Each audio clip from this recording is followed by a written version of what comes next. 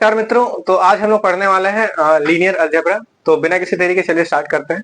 सबसे पहले linear algebra में हम लोग पढ़ने वाले हैं एसओएलई, मतलब सिस्टम ऑफ लीनियर इक्वेशन। इसमें क्या होता है, सबसे पहले एक टर्म आप सुनते होंगे या फिर सुने होंगे, देखते हैं। बोलते हैं इसको साइमल्टेनियस इक्वेशन। ये होता क्या है वो देखिए। साइमल्टेनियस इक्वेशन का मतलब होता है एक से ज्यादा इक्वेशंस। मतलब आप एक बार में एक से ज्यादा इक्वेशंस का अगर बात करेंगे तो उन इक्वेशंस को हम लोग साइमल्टेनियस इक्वेशन बोलेंगे। As an example 2x plus 3y is equal to 5। ये एक मेरा सिंगल इक्वेशन हुआ।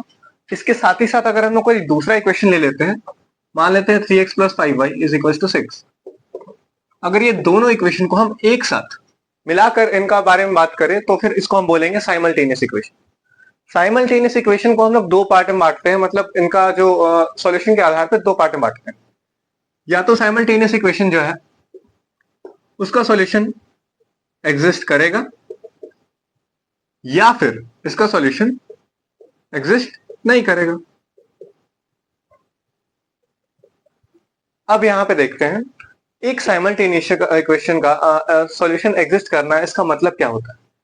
तो देखिए, अगर किसी भी साइमल्टेनियस इक्वेशन का सॉल्यूशन एग्जिस्ट कर रहा है, मतलब ऐसा एक x और एक y का वैल्यू एग्जिस्ट जरूर करेगा जो दोनों इक्वेशन को सेटिस्फाई करेगा। अगर ये दोनों मतलब x और y का हमको एक वैल्यू ऐसा मिल जाता है तो हम बोलेंगे कि इस साइमल्टेनियस इक्वेशन का सॉल्यूशन एग्जिस्ट करता है। और अगर नहीं हम ढूंढ पा रहे हैं ऐसा कोई वैल्यू तो हम लोग बोल देंगे कि ऐसा कोई एक्स वाई एग्जिस्ट नहीं करता है, इसीलिए साइमल्टेनियस इक्वेशन का कोई भी सॉल्यूशन एग्जिस्ट नहीं करेगा। बस यही है। अब यहाँ पे अगर हमको नहीं मिलता है कोई एक्स और वाई वैल्यू का, मतलब एक्स और वाई का कोई भी ऐसा वैल्यू जो इसको सेटिस्फाई करेगा, तो सीधा हम लोग बोल देंगे सॉल्यूशन डज नॉट एग्जिस्ट। और अगर कोई वैल्यू मिल जाता है तो हम बोलेंगे सॉल्यूशन एग्जिस्ट। अब इसमें देखिए, सॉल्यूशन एग्जिस्ट करता है तो इसका दो तरीका होता है। एक होता है यूनिक सॉल्यूशन और दूसरा होता है इनफाइनाइट सॉल्यूशन। इसको समझते हैं ये क्या होता है। मान लीजिए आपको एक्स और वाई का वैल्यू मिल रहा है, बट मात्र एक ही वैल्यू मिल रहा है, तब हम बोलेंगे solution exist but unique solution. वहीं पे एक्स और वाई का हमको इनफाइनाइट वैल्यूज मिल रहा है, एक्स का भी इनफाइनाइट, वाई का भी इनफाइनाइट वैल्यूज अगर हमको मिल रहा है तो हम बोल देंगे कि solution exist and infinite, infinite solution exist. और सॉल्यूशन डज नॉट एग्जिस्ट में तो सिंपली हमको कोई भी एक्स और वाई का वैल्यू नहीं मिल पा रहा है, तो इसका कोई वैसा टाइप नहीं होता। तो ये रहा आपका साइमल्टेनियस इक्वेशन और इसका दो पार्ट। अब हम लोग इसको थोड़ा डिटेल में समझते हैं कि साइमल्टेनियस इक्वेशन को हम लोग मैट्रिक्स फॉर्म में कैसे चेंज करेंगे, और आगे और भी तरीका देखते हैं इसको सॉल्व करने का। यहाँ पे मैंने दो इक्वेशंस लिखा है।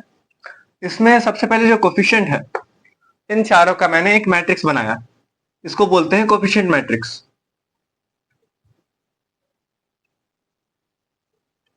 उसके बाद आपके पास जितना भी नंबर ऑफ अननोन्स हो साइमल्टेनियस इक्वेशन में, उसका मैंने एक और मैट्रिक्स बनाया है। यहाँ पे जैसे कि दो अननोन है एक्स एंड वाई, तो मैंने एक और मैट्रिक्स बनाया है, इसको बोलेंगे नंबर ऑफ अननोन्स, अननोन्स। ठीक है।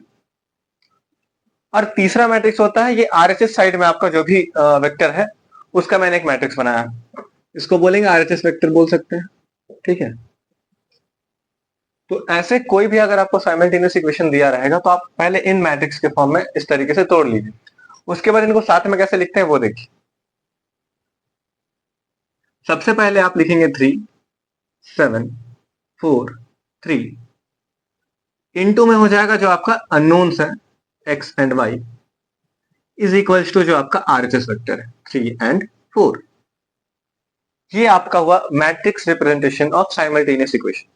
आपको कोई भी साइमल्टेनियस इक्वेशन को इस तरीके से रिप्रेजेंट करके फिर आगे सॉल्व करना है। ये बहुत ही आसान कर देता है कोई भी साइमल्टेनियस इक्वेशन को सॉल्व करने में। तो ये रहा मेरा मैट्रिक्स फॉर्म। अब अगर हमको कंबाइन करके लिखना है, जैसे कि ये सॉल्यूशन निकालना है, तो कैसे निकालेंगे वो भी देख लीजिए। इसको हम लोग आगे और पढ़ेंगे, एक ऑगमेंटेड मैट्रिक्स करके आएगा, उसमें डिटेल से समझेंगे। मैं बस एक बार आपको हल्का सा हिंट दे रहा हूँ। 3473/3:4। अब बस आप इसको देख लीजिए, नोट मत कीजिएगा, आगे हम डिटेल में नोट कराएंगे। ये हुआ आपका एक ऑगमेंटेड मैट्रिक्स। ये क्या होता है आगे बताएंगे। इसको सॉल्व करने के बाद हमको अपना साइमल्टेनियस इक्वेशन का सॉल्यूशन अगर एग्जिस्ट करेगा तो मिल जाएगा, और नहीं करेगा तो नहीं मिलेगा। बस यही है। तो गाइज आज हमने बस साइमल्टेनियस इक्वेशन देखा। कल मैं इसके आगे का टॉपिक्स बताऊंगा, तो बने रहे। हैं? ये क्या हो गया?